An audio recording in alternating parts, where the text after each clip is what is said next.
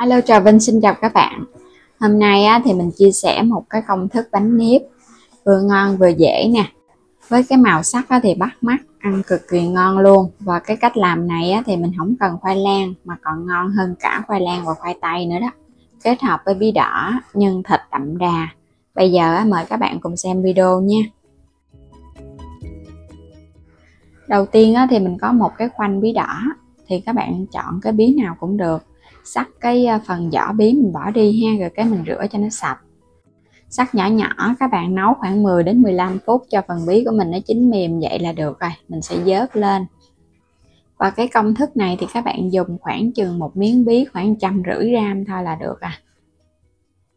Bí nó mềm thì mình sẽ tán nó ra. Bí này thì nó nhanh mềm lắm. Nếu mà khoai lang thì các bạn tán nó sẽ hơi kỹ một chút, còn bí thì mình làm nhanh hơn.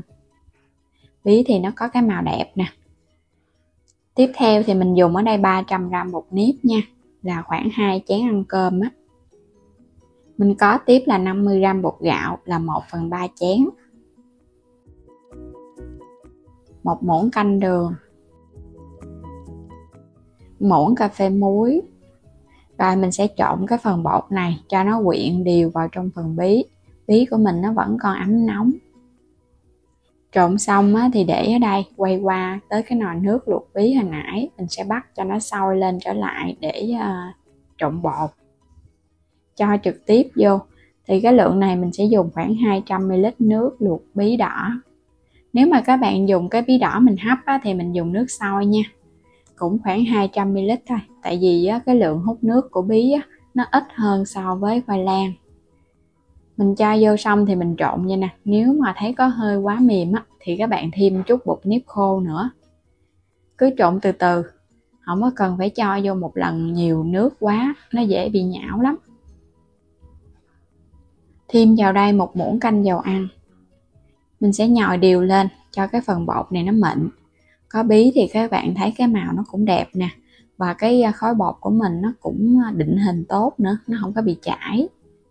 Kết hợp thêm bột gạo giúp cho cái bánh nó đẹp và nó ngon. Xong rồi đậy lại, mình để đây một chút. Phần nhân ở đây thì mình có khoảng 200 gram thịt nạc vai heo mình xay ra. Bên đây là nấm mèo ngâm nước trước cho nó nở mềm. Một cái gốc tư củ sắn thôi nha, ít ít thôi, không có nhiều quá. Thêm củ hành tím, ngò rai và hành lá để một chút nữa mình cho vào phần nhân cho nó thơm. Còn ở đây là đậu xanh nè, mình dùng khoảng 50 gram đem nấu cho nó chín. Các bạn sẽ xắt cái củ sắn ra ha, củ sắn hay là củ đậu nè. Xắt lát mỏng xong rồi cái mình xắt sợi lại cho nó nhỏ nhỏ thôi. Các bạn sẽ xắt đều hạt lựu, rồi mình sẽ để qua một bên. Nấm mèo mình cũng xắt nhỏ nhỏ ra, rồi cái mình băm nhuyễn lại cho nó càng nhuyễn càng ngon nha. Cho vào đây 2 muỗng canh dầu ăn. Các bạn sẽ phi thơm cái phần hành tím hồi nãy mình xắt nhỏ ra cho nó vàng thơm lên. Rồi bây giờ sẽ lấy thịt cho vô xào ha. Xào cho phần thịt này nó săn lên. Thì các bạn để lửa lớn cho nó săn và nó rời ra. Thì thịt nó mới thơm ngon. Để lửa nhỏ nó dễ bị ra nước phần nhân ha.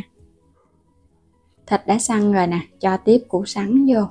Xào cho củ sắn và nấm mèo cho nó chín sơ. Cho nó quyện vào trong thịt. Rồi các bạn hãy lấy gia vị mình nêm nếm. Mình không có cần phải xào kỹ quá nha. Tại vì bánh một chút mình còn hấp thì phần nhân nó chín thêm. Tiếp theo là cho đậu xanh vô. Rồi mình sẽ nêm vào đây 1 muỗng canh đường. Một chút xíu muối. Muỗng cà phê hạt nêm. Một ít tiêu xay. Cho tiếp cái phần hành lá và ngò vô. Trộn đều lên cho gia vị nó thấm đều. Cái phần nhân này các bạn nêm cho nó vừa vừa thôi, đừng có quá mặn nha, ăn nó không ngon. Quay trở lại phần bánh thì mình dùng cái khuôn này là khuôn bánh nướng nè, 50 gram. Quét sơn lớp dầu. Rồi cái mình cho một ít dầu ăn vào trong phần bột. Các bạn sẽ nhồi khối bột lại, hồi nãy giờ mình để cho nó nghỉ đó. Thì bột nó sẽ hơi khô hơn chút, nhồi đều trở lại. Sẽ bắt bánh luôn ha. Mỗi một cái viên bột nó sẽ gấp đôi cái viên nhân. Mình làm cái bánh 50g này á, thì á, các bạn cho cái phần bột nó nhiều hơn phần nhân ha, thì cái bánh nó mới đều và cái phủ đều trở lại. Mỗi một cái viên bột vậy là nó bằng khoảng một cái viên chè trôi nước vậy đó, là ra cái khuôn bánh nó vừa luôn. Mình bắt đến đâu á, thì mình ép khuôn đến đó cho nó nhanh luôn ha. Còn nếu mà các bạn thích bắt hết một lần á rồi ép khuôn luôn cũng được nữa. Mình lót ở bên dưới là miếng giấy dầu nè, cho thẳng vào trong cái khuôn hấp luôn, để chút mình bắt lên mình hấp. Bánh mình in xong thì cái bột nếp này các bạn cũng dễ in lắm, mình để xuống cái mình ấn nhẹ một cái là được à, nó định hình cái bông hoa ở trong cái khuôn là được. Rồi cái mở nhẹ nhẹ ra cho cái bánh nó rớt xuống từ từ thì cái bánh nó mới đẹp. Xong rồi nè, tổng cộng thì mình làm được bao nhiêu đây bánh với cái khuôn 50g. Bây giờ bắt đầu đi hấp luôn. Thì các bạn bắt sẵn nồi nước sôi, mình sẽ hấp lửa dừa 15 phút nha. Trong thời gian hấp thì các bạn nhớ mình xả hơi nước khoảng 3-4 lần vậy đó. Thì cái bánh của mình nó không có bị chảy xệ. Và đủ 15 phút đó là bánh nó chín nè. Các bạn thấy cái lớp bột nó trong vậy nè. Thì mình hấp là mình xả hơi khoảng 3 lần rồi đó. Lấy bánh ra luôn ha. Bánh vẫn còn ấm, nóng, nhẹ nhẹ vậy đó. Mình sẽ lấy nó ra. Và các bạn nhớ mình quét một lớp dầu nha, để bánh nó không có bị dính.